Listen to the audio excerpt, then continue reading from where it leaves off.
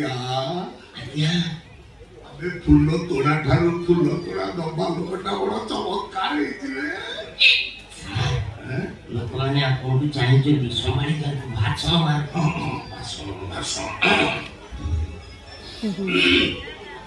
ମୋର ପ୍ରିୟ ଅଞ୍ଚଳବାସୀ ମୁଁ ଭାଷଣ ମାରେନି ଯାହା କରିବା କଥା କରିକି ଦେଖେଇ ଦିଏ।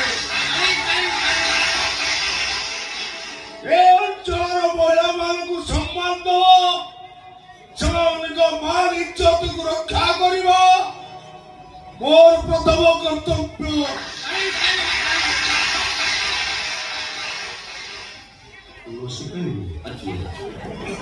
ମୁଁ ଯେ ପର୍ଯ୍ୟନ୍ତ ପାୱାରରେ ଅଛି ସେ ପର୍ଯ୍ୟନ୍ତ ଆପଣମାନଙ୍କର କିଛି ଅସୁବିଧା ହବନି।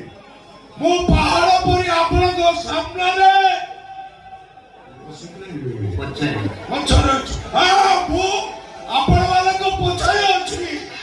ଆପଣମାନେ ପାଟି ଚାଲନ୍ତୁ ଆଗେଇ ଚାଲନ୍ତୁ।